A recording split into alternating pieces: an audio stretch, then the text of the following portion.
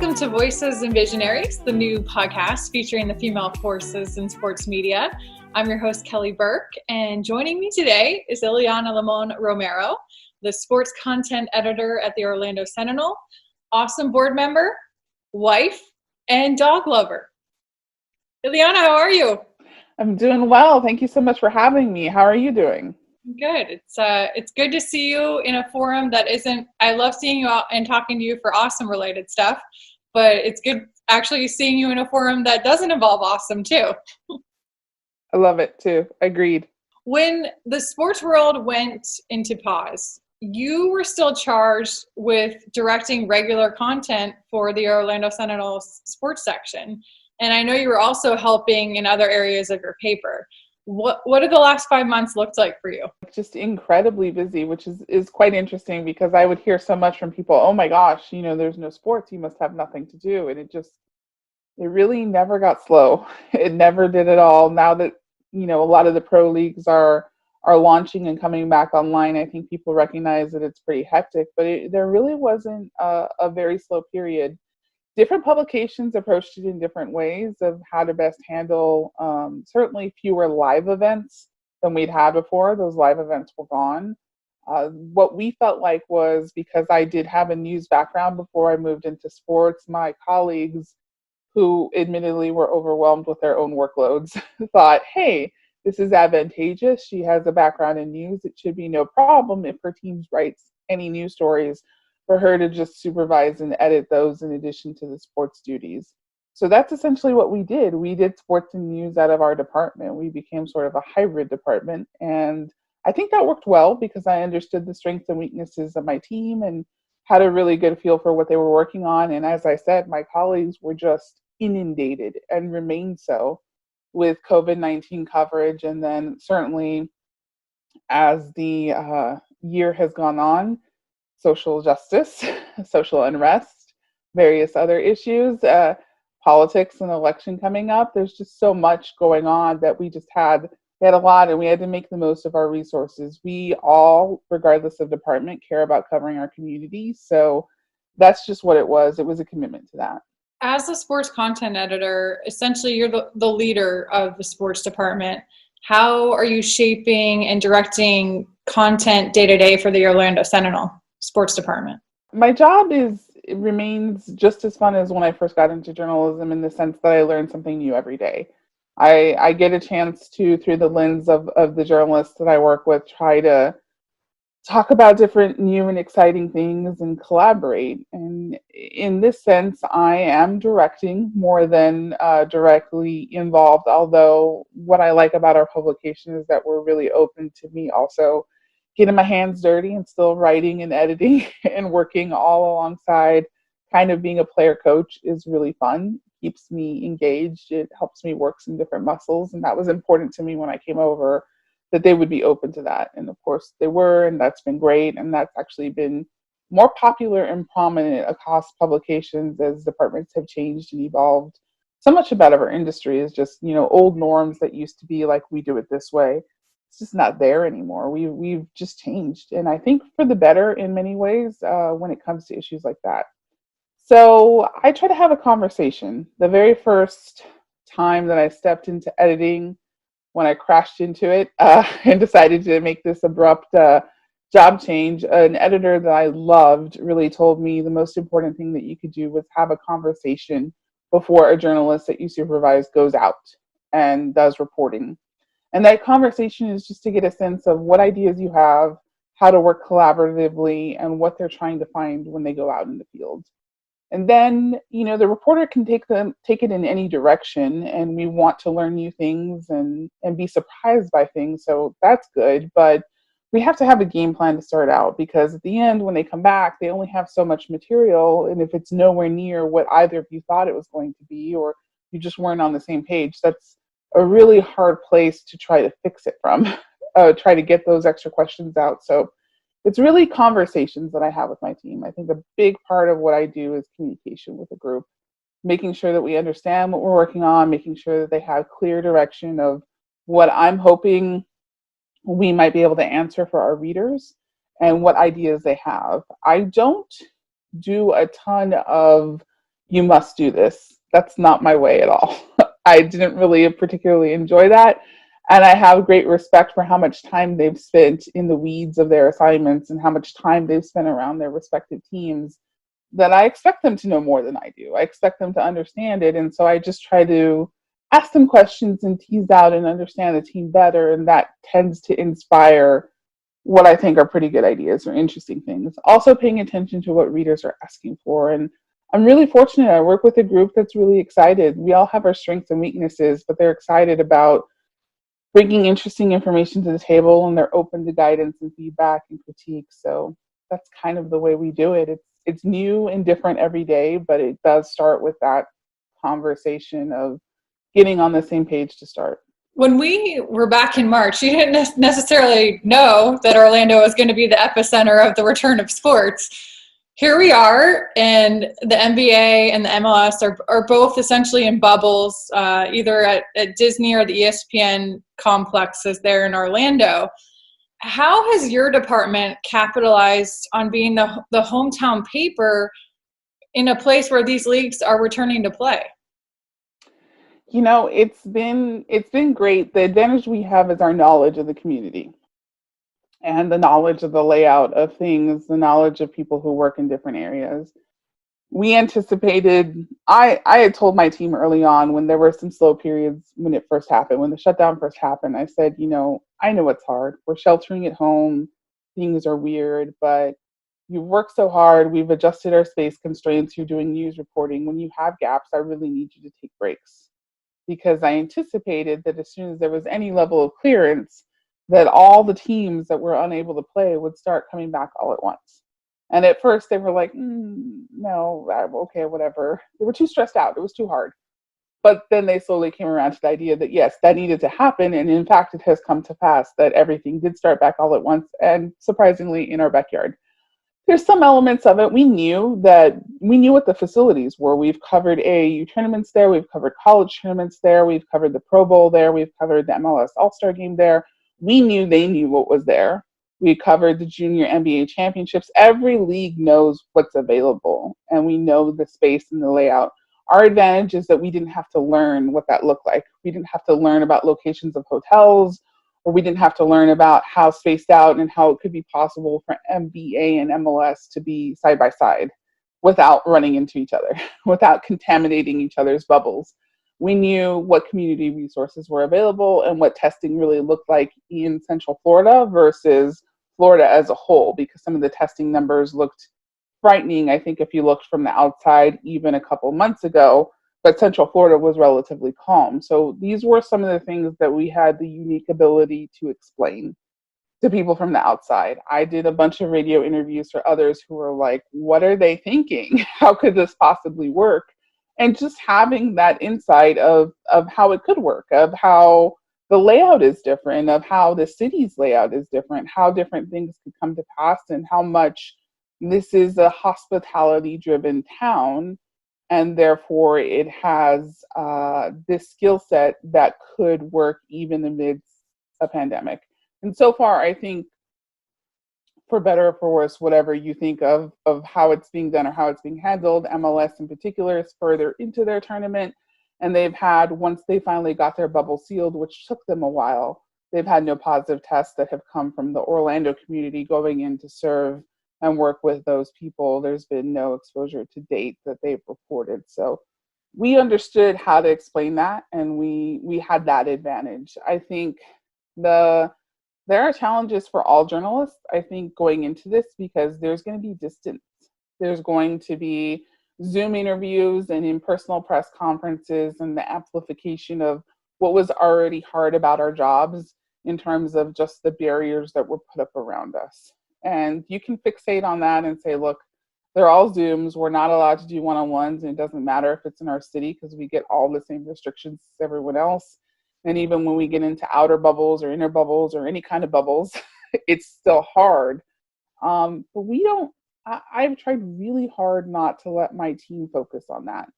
And I'm really proud of the fact that they have not focused on that, and just gotten back to what it means to be a journalist, to get to know people, to build up resources through players high school coaches, friends, family, people in the community, reaching out via social media, tracking things that are important to them, asking meaningful questions, and still being part of that conversation and not using it as something that was going to hold us back. And I think the way they've risen to that challenge has been great.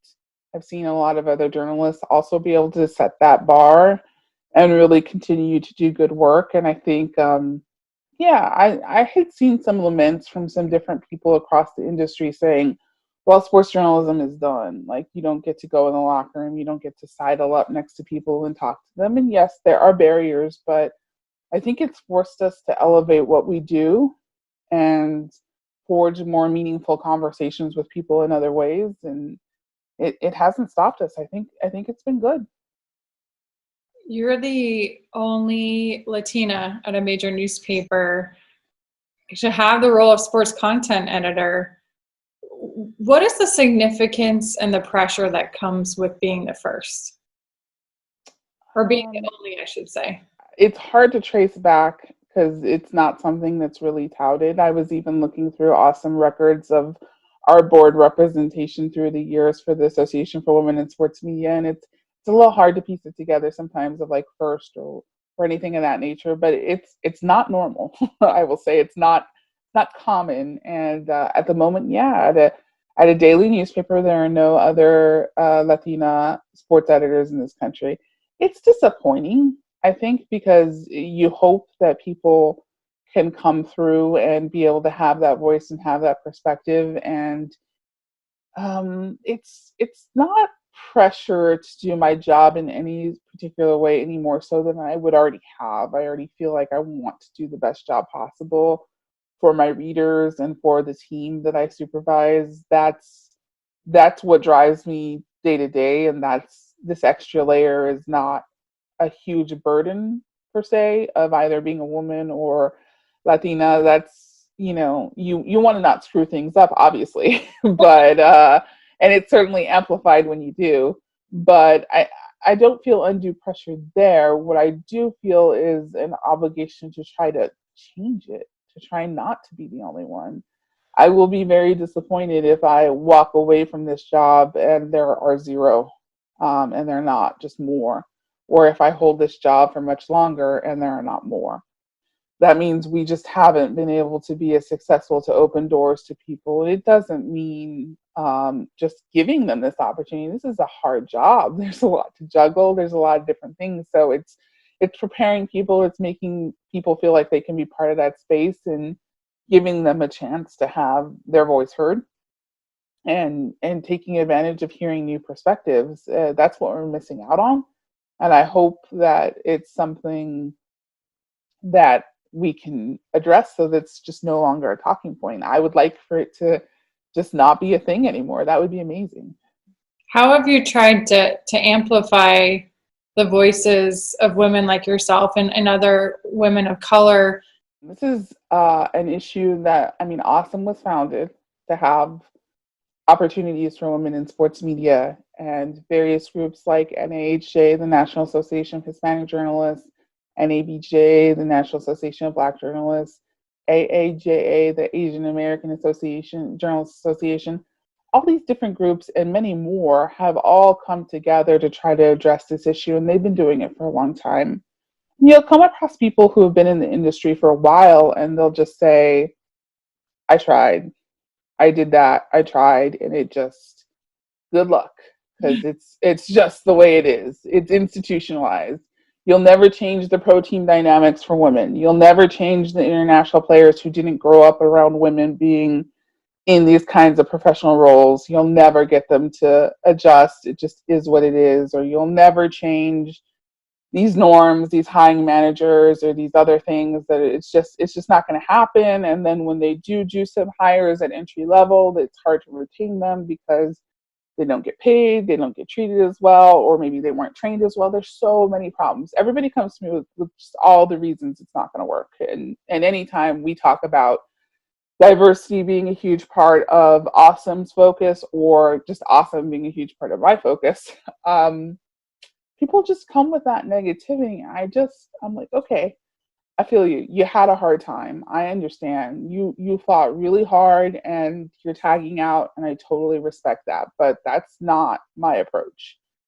I don't look at it as like I have to fix it all. That's not my responsibility. If I can help one or two or three or four people in a day, a week, a month, a year, and they really stick and they really feel like they have support and they really improve and have opportunities to grow and develop, well, then hopefully they go out and help one or two or three or four. And that's how we build it. Because it is an entrenched challenge. It is an industry that has long been established, sports media in general. It's been there for forever. And you just do what you can. I had an opportunity that a young woman from the LA Times set up a mentoring group that she set up. And she said, I like what these digital women leaders have done through the Pointer Institute. They've done these office hours where you sign up for 30 minutes and you can get somebody who's a professional in the field to give you guidance and advice like they were your professor. So this was like, hey, I'm a young person at the LA Times. I don't feel like there's enough mentorship opportunities available for journalists. Let me try this for newspaper and digital media and try just people from all different backgrounds and see who we can get to sign up. So they did it on Twitter. They launched it and they got it set up. And they got this whole platform and they got these different people. And so sometimes I forget that I'm on there because I don't get a query for a long time. But every once in a while I'll get a query and I'll think, oh God, is that going to work in my schedule?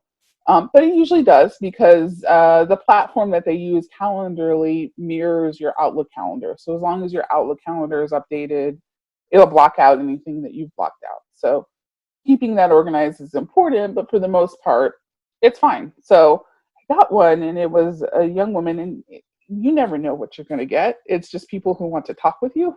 And some people I've just listened and that's all they wanted. This young woman, she was a college golfer. She's from an African country. She's Black. She has a little bit of an accent and really dynamic. You can tell she's super energetic just from the phone call that we had. And she said, I just have one question for you because I'm figuring out the last part of my concentration for my major. So, okay, that sounds good. I'm happy to talk with you, whatever the background might be. And she's like, well, I'm considering sports media and possibly broadcast journalism, but I'm not sure if that's a thing that I can even do. I was like, oh, I hate that that's still a question, but okay, I understand. So why would you think that that would be a hurdle? And she said, well, I was lucky enough to get an internship with LPGA. She got an internship with, and she'd heard somebody who was on air on Golf Channel talking. And so she walked by, she was with this person. This was not a high level person within the company. So I want to be careful about calling folks out. But she said that individual, she said, hey, wouldn't it be great, if we had people who were Black or Asian who were on air talking about LPGA so it looked more like the people who were competing, so that we would have a mix, because it was all, she was walking through the halls of this and it was all people who did not look like her. And he said, yeah, that would be cool. It would be great if they look like the golfers for sure, but that's not what our audience wants. So that's not what we're going to ever do. So she called me through this system that existed just to ask, like, is there a chance that I can work in this? Should I major in something else? And it's just, that was not a person high up at LPGA. I guarantee you, if you talk to anybody at LPGA, they would absolutely tell you that's not the case.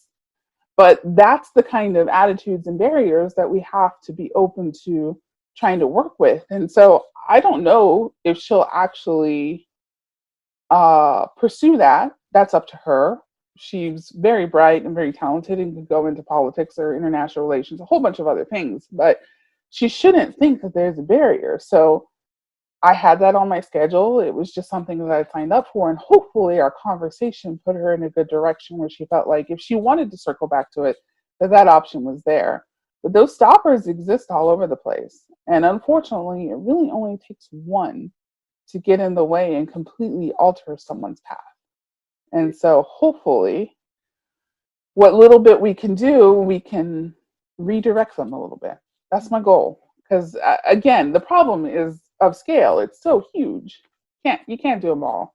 So you just try to help one at a time. It's disappointing, that story. I mean, I'm really glad she had a chance to speak with you and get a different outlook on it. But you have to wonder how many women like her are having that experience still. It took my breath away when she said it. I was just like, what? Ah, it was so disappointing. But again, it's not representative of the people that I know with LPGA at all. And so it's just a matter of just continuing to push this. When people ask me why you care so much about Awesome, why you care so much about NHJ and NABJ and supporting these different organizations, and why you constantly push it, and is it really that much of a problem? And I don't know, it seems like we're much better now. And conventionally, thankfully, we are. I mean, there are lovely people that you and I have met who have been wonderful. My career, I've been blessed. I have not run into that much trouble compared to some other folks. I covered college football for a while, and the coaches I covered had, really strong standards, and it wasn't that difficult. There were still people who were difficult, obviously, because that's the way that it goes, but it wasn't pervasive. It wasn't unchecked. It was little blips that you could push past and not worry as much about. But it's not like that for everyone, and it's really hard. And I every time someone tells me like, oh, well, it's better now, it's different, it's not like it was before. It is. It is and it isn't. It is a little better, but the other things are still out there. Still a lot of work to do. What have been your experiences as a Latina in sports media, especially early in your career? I mean, it's been a lot of positive things, a lot of good experiences, great interviews, great opportunities to meet people and connect and engage, great chances to work with different journalists who have inspired me and taught me different things. It's been a fun ride. I really love working in this. It's I think a lot of journalists are like, man, journalism has a love-hate relationship with me because the industry is not always paying, it is not always stable. You have to love it. That's something that I do tell young people. Like, as much as there's doors to be opened, it's an insanely hard amount of work, regardless of your race or gender. And no matter what, it's a lot to deal with. But at the same time, I think the rewards are so great. I do think that you get to learn new things every day. You get new opportunities. You get this great platform. And I was a kid who grew up very curious. I had a lot of questions about the world, and I would ask a ton of questions. And so this is my license to ask a lot of questions and pursue things that I wonder about. It's nice to have that. On the other side of it, there are so many challenges. I think trying to make sure that people have a voice that we talked about, to make sure that there's access and opportunities for people to explain why that's even important, is sometimes challenging. I think when people are honest and when they let their guard down a little bit, they are curious why it is so important to have that representation. And I think it's important to talk about the kind of questions that people ask, the kind of opportunities that people bring, the different perspectives that people bring to the table alters the way they approach things. I've seen it in the people that I've been able to supervise, just the different way that their minds think and what they do, how that impacts and how that significantly influences the final product of what our readers get. It's not just about not ignoring a community and not giving them attention. It's more about us missing out by not understanding it.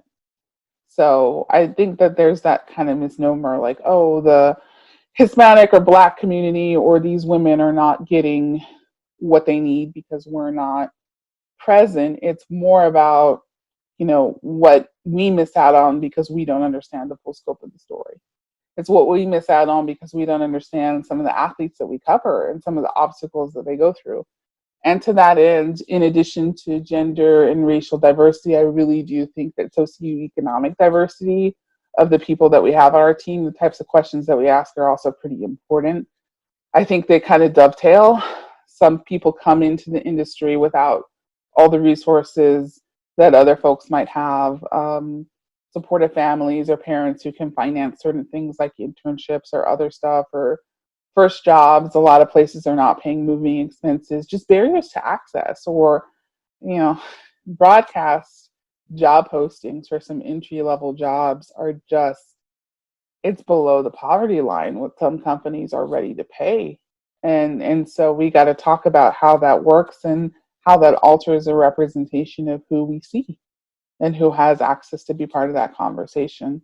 So it's all of that. And then, of course, there's the online toxicity and the challenges that we face from readers and audience. You know, their unfiltered, very angry responses to things in this climate. I think there's no question, without getting too much into politics, that when you have a president who's attacked journalists, journalists are going to feel that. They're going to feel attacked, that they're going to go into situations. And people always ask me, like, really, in sports too? And I'm like, oh, yeah.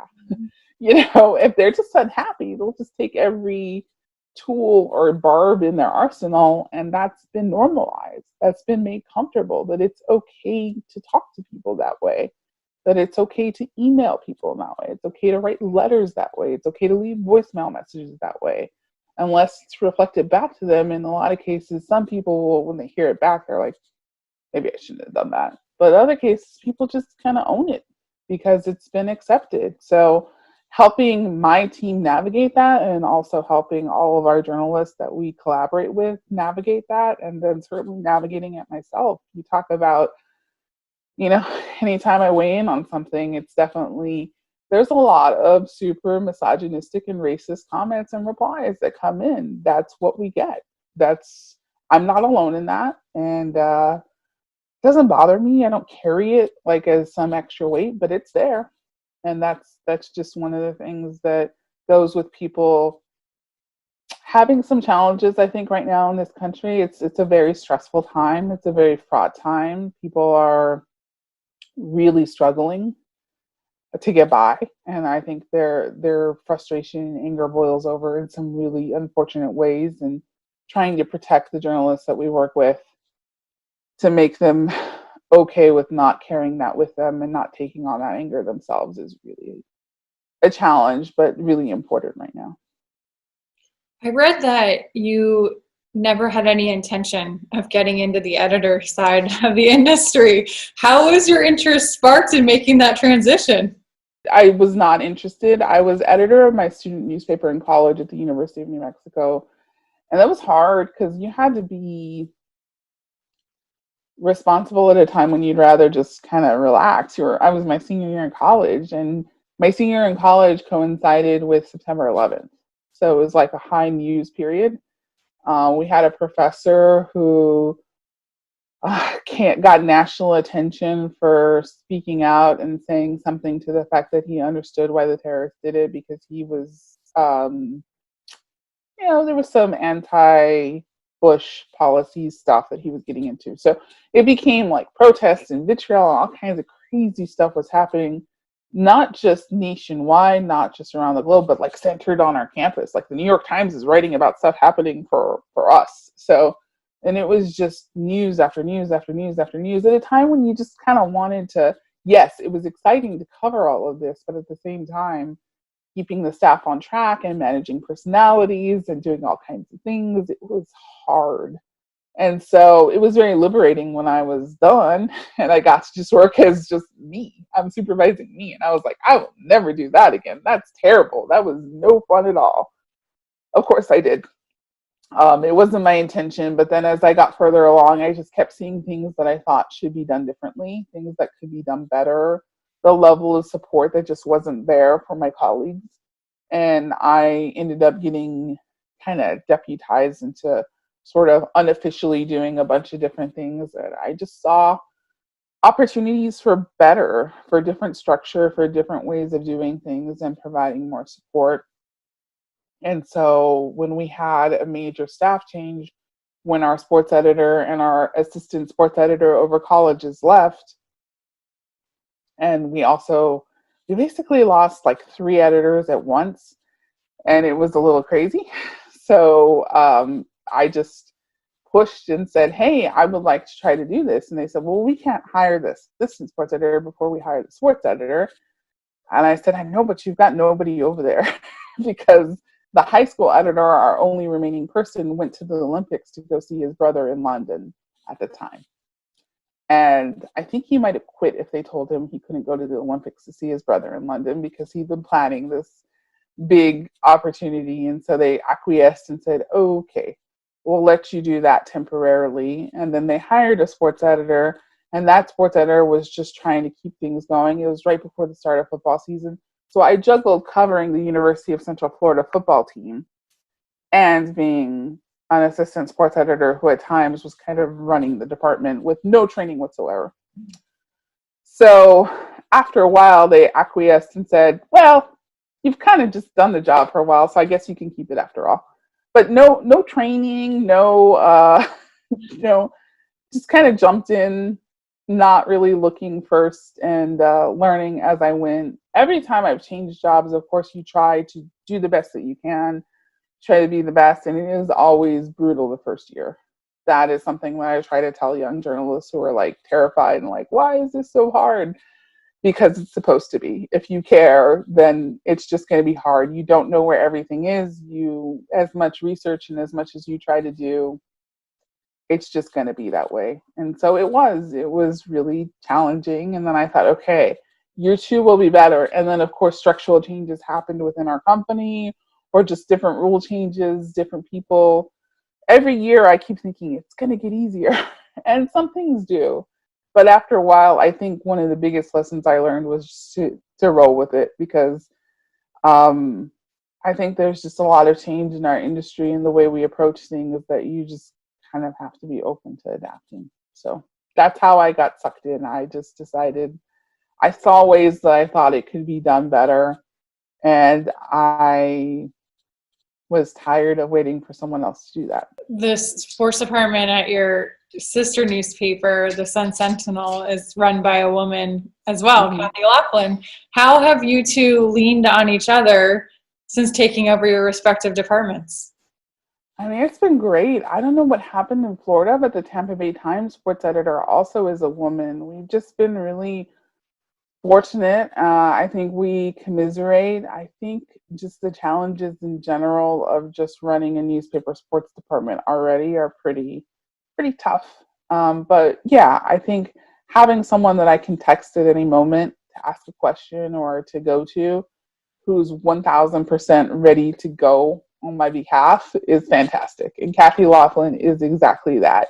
She's exactly the kind of person you would want in your corner, who would just text back, Adam, let me go, with some colorful language too, which I shall not repeat on our podcast, even though we have no censors. I will say she's good. I will also have to shout out the Chicago Tribune sports editor. She's also in our company, Amanda Kashubi. She's fantastic too. She's been wonderful. She's an ally too in Slack that I can find, and just ask questions about at all hours, and kind of commiserate about all the different challenges and hurdles and setbacks. I think being in the center of the sports universe, as you sort of described it, has opened the door for me hearing from a lot of different folks that I may not have heard from as much before.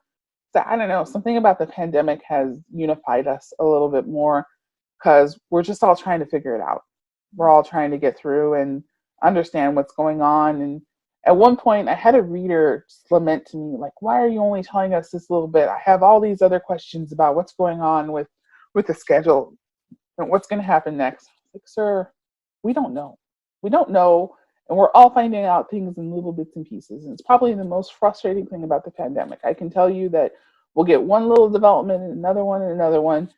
And I'm really sorry I don't have all the answers, but I'm going to tell you them as soon as I know them. And unfortunately, yes, it's going to leave you with more questions, but we're working on them. So I think that situation has just, like I said, brought us all much more together, because we're all trying to figure out what's going on. So I do appreciate all the collaboration that I get, but in particular, the women are really wonderful, just in providing support and just kind of being there anytime you need to reach out. They're absolutely there.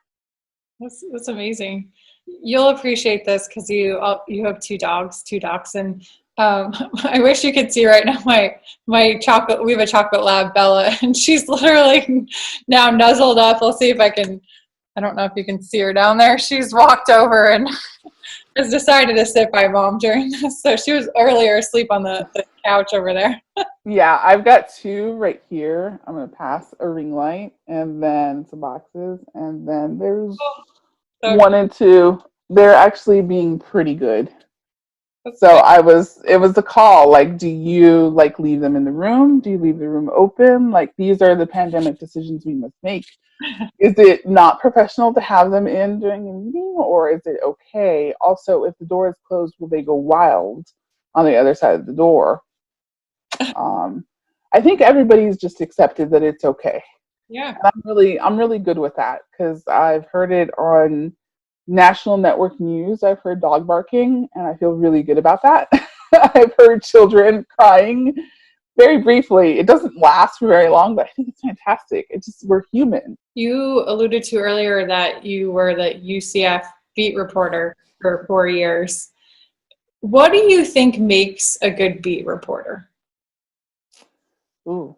I think,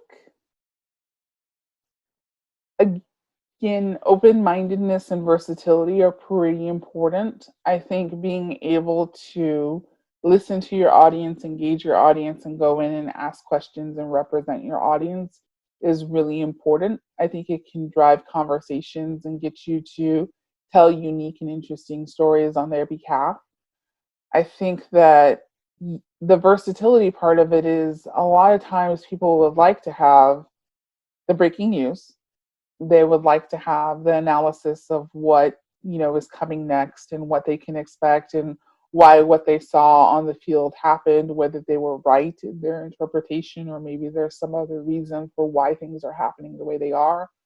Someone who is willing to go in and ask the coach questions that they're dying to ask because they're so frustrated is really important. And then telling them something they don't know about the team, some of those features, some of those interviews that are really in depth, that sort of take a big picture approach and take a step back and tell you something more about the people behind the sport. It's really important. And I think different people can do all of those things really well uh, individually. It's hard to do all of them well. It is hard to be able to have all those skill sets. And so when people I supervise, I try to play to their strengths and maximize the areas that they do, and then we try to work on the areas that are just not as natural to them. But I think you got to be able to, if you're going to be that beat reporter, if you're going to own that, I think really it's representing all of that for your audience.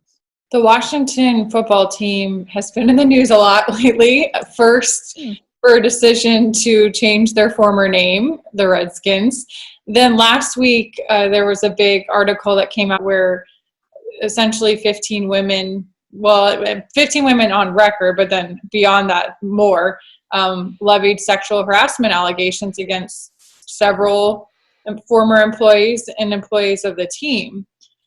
2 days ago, they announced that Julie Donaldson was becoming the new senior VP of media, who she now becomes the highest ranking female executive for that franchise. What does a move like that say about the Washington football team's commitment to positive change going forward and creating a positive work environment?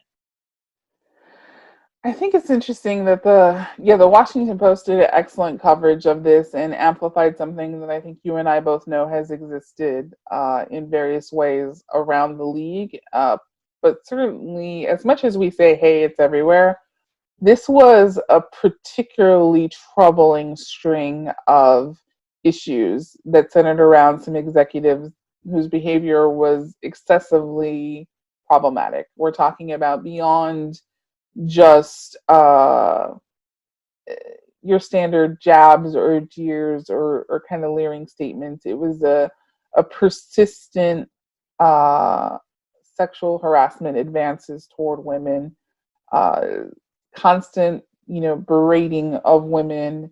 I think what really struck me about it was, again, like I said, we talk about it happening everywhere and it popping up, and I talk about it happening in the comment section on any given day or in people's social media feeds. But it was the battery. It was just a consistent happening over and over and over and over again.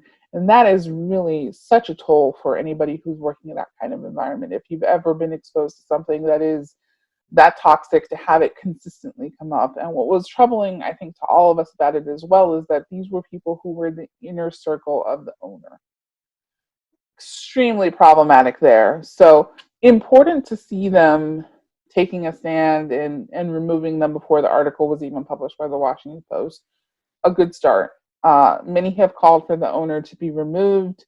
There was no documentation of him being directly involved. Of course, you can say that if it happened within his inner circle and he looked away, that's a problem. But generally, I don't think there's a lot of momentum for his removal because he has been willing to take these steps. I think what it says, that these hires and these changes, it says that people are not distracted right now. They're not distracted by other things. We're all mostly stuck at home if we're doing right. So that means that there's no hiding from this sort of thing. There's no Friday night news dump because everybody's still paying attention. We got nowhere to go. So I think that people are paying attention, and I think the scrutiny is very much there. I think more important, the corporate sponsors are aware of how their audience is reacting to this. And this put a lot of pressure on widespread change within an organization that has never embraced change, an owner that has never really been about it, who had tripled down on the name and who seemed like the least likely candidate to do something if he was told about harassment, quite frankly. It was a troubled group, and he had to do something. I think both at the pressure from the rest of the NFL, pressure from corporate sponsors, and it shows just how effective that can be. I think is what we're seeing. We can see how effective clear protest and pushback can be, and the threat of that is just so problematic for these different organizations. So I think it showed a lot. Mark Cuban with the Dallas Mavericks has been through a version of this issue before, where there was some definitely extreme toxic behavior within the organization. And I saw an interview that he gave with the Dallas Morning News saying that it is still painful to him that his organization had this take hold within there. I know that some people have been upset that Mark Cuban had not done more, but I really feel like behind the scenes and in many ways, he's been really effective at addressing this. And I also think that he's been very vocal in saying and in urging the Washington football team owner to own it, to accept what has happened and to accept trying to find ways to address it. I do know that various groups that do gender sensitivity training and just gender equity training were brought in to help NBA teams to address the issue after the Mavericks. Challenges had flared up, all the problems had been called out. And I do think that as a result of that, there was a lot of changes that had taken place. They really embraced that. And I think hopefully we'll see some more of that with the NFL as well. But I think what it says is just that people are not distracted or not accepting it. For the faction of people out there that say there should be no politics in sports and there should be no social justice conversations and sexual harassment and this type of stuff shouldn't be coming into the sports conversation, whether it's through athletes or people like ourselves in sports media, that we should stick to sports. How do you respond to people like that who see it in a certain light? I get it. I get that you are looking for refuge at a difficult time, away from what is an overwhelming amount of news in the world.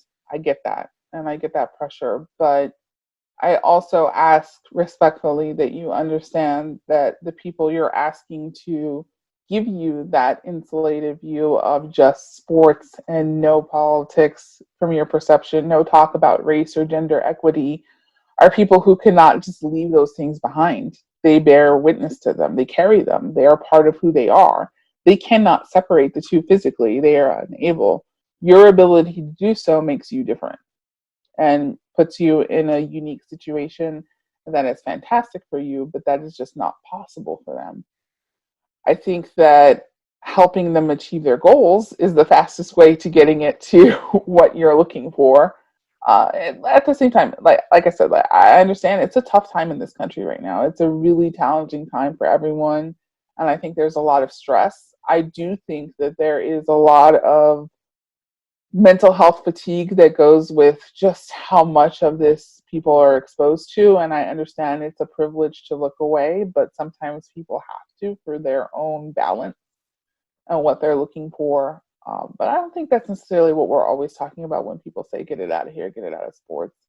I think there's a level of respect that has to be involved, that you're watching a sport involving people who have been directly and consistently harmed by the things you're asking them to be quiet about and ignore. And that is not something that they are physically able to do at this moment. And so you have a choice. You can accept how they're processing this and how they're doing the best they can to entertain and play the sport that you love, with some modest accommodations, including their right to speak out and use their platforms that they have, or you can walk away from it and just not look. Those are your choices, but they are at a point where it's just not something that they can not carry around anymore. As hard as this time is for you right now, it is equally painful for them. On a personal note, you have known your husband, Aaron, for 27 years. And correct me if I'm wrong, I believe you've been married since 2012? Yes, you do great research, Kelly. Thank you. Having said that, Aaron's had some unique health challenges over the last couple of years. How have you together navigated that adversity? And his definitely brought us closer together. He is diabetic. He's been diabetic since he was in college, and he is a software engineer with Electronic Arts, a video game company here in the Orlando area. And he was working on a project that called for a lot of long hours, a lot of late nights, and a lot of hard crunch work. He noticed that his blood sugar numbers were starting to go up, and he was starting to feel some physical symptoms related to his diabetes. His physician here had retired, and so he needed to find a new physician as soon as he finished up with this project, which he did. And the new doctor didn't quite understand his case, didn't quite catch what was happening to him, prescribed some really high levels of medication that unfortunately had some catastrophic impacts on his system.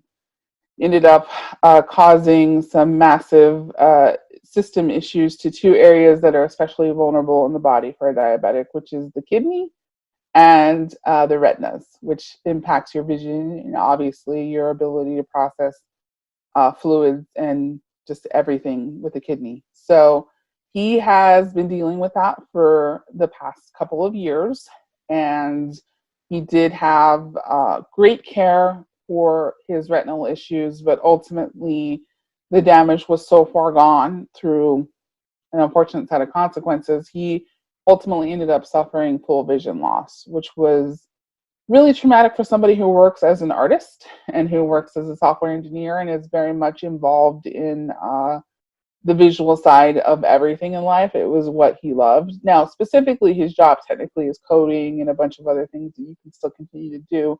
But there is a whole lot of the world that was just not there. So fortunately for EA, they gave him exceptional short-term and long-term disability coverage that gave him the time and space that he needed to both recover physically and mentally. They are my heroes for really being open to an easing back of his return to work and finding space for him. Now, he does have some unique skill set as a result of this situation because he was an engineer. He understands their systems. He understands the way things are supposed to look. But having gone through a vision loss, he can also communicate to them how it's working and how it's not working for blind users.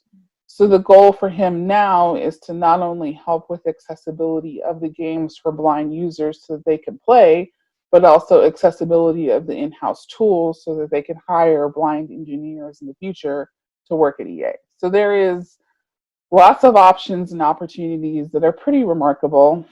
He had to retrain himself in many different ways, and he needed space and time to just like not do anything, quite frankly, and just accept that everything kind of sucked a lot. It was pretty traumatic, and just getting him acclimated to all those things and getting all the different health issues and reducing what was like 20 different things wrong down to like one or two was pretty important. And so we got to that point through a lot of work, and he is now doing great. I mean, I think it's all relative. Of course, it's still really terrible. You can't see, and that he's experienced this situation, but at the same time, his work is really rewarding. He's really engaged a lot more in some different things and found some different outlets that are very important and meaningful to him. And all of this happened before the pandemic. So for us, we had already been in a situation. He unfortunately had to go on dialysis because of the kidney side of the issue, and is in line now for a transplant, which is great. He also is in line potentially for a pancreas transplant, which means he could not be diabetic at the end of all of that. So that's kind of exciting. So once we got all of that managed, we had to be aggressive about cleaning. We had to be aggressive about disease exposure. So a lot of the things that everybody else had to get used to really aggressively during the pandemic, we were like, okay, so we just have to do slightly more things, but it's not that bad because we had already been through something pretty tough. So all the rest of this was like, okay. And I've talked with some different folks who have been through some different things. People who've been through cancer, people who've been through different catastrophic diagnoses, who already have to be careful, who have autoimmune diseases. On one hand, it's terrifying because if they get sick, then this particular illness could kill them. This virus, coronavirus, could be potentially extremely catastrophic for them, but at the same time, their guard has been up for forever, and they're accustomed to dealing with that.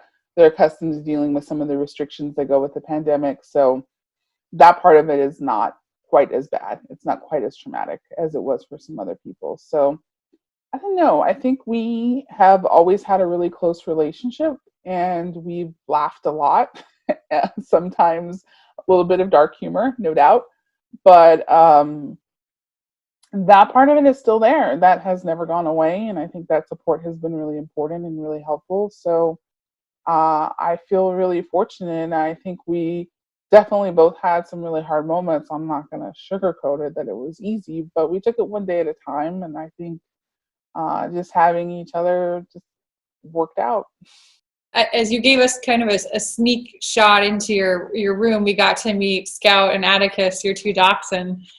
How do they balance out your busy life and keep you grounded? I love it. They're so sweet. They're just sweet, loving dogs. And the interesting thing about my job, and I think in sports, editing sports in general, is that you get these pockets of time. People get these impressions. I think back when you were on the road, you would have these like weird pockets of like, I have like hours early in the day or maybe in the middle of the day or just weird times. And then I am working a lot, but I try to make the most of those pockets, and enjoy and lean in and kind of live in each moment. And so laughter with my husband, talking about different things, that's fun. And then these dogs, they're just super cuddly and super fun to be around. And so those two things, I think if you appreciate what you have right in front of you, I think that's really important. There's a lot of things, Iliana, that I appreciate about you as someone that I get to work alongside and awesome, but also just in life and how you approach things. And I think many in our industry would echo that. You're kind of the go-to person in sensitive or challenging situations to get your feedback, to get your guidance. And so and that's frankly because you always sort of know the right thing to say, and more importantly, how to respectfully say it. What has helped you become so polished, articulating yourself in difficult situations? I think part of it is my family. My parents are professionals. They are. I'm the child of immigrants. They came from Mexico, but they worked their way up, went to college, and it was really important to them that they opened different opportunities. And my dad worked his way up and was the head of human resources at Fort Bliss in El Paso, Texas. And it was for civilian and military personnel. And as part of that, like, he at various times had the casualty office over him. So he had to deploy people who did notifications of people who had died in service, or had to deploy to make sure that people provided funeral services for military members in the community who had died. And then also he was over their mental health services. So there was a lot of exposure just from him of understanding what his work life was like. And then my mother was a principal and a teacher, and then a principal, a high school principal. And then she was moved over to supervise an alternative school for expelled and adjudicated youth. So people who had gone through some really troubling things in their life. And really her focus on trying to provide education and opportunities, of trying to provide clear communication and making sure that all her students had scholarships going forward. That was big for them. I have an aunt who is a lifelong counselor who's helped combat domestic violence and continues to work on violence against women initiatives, and who's talked frequently about her work.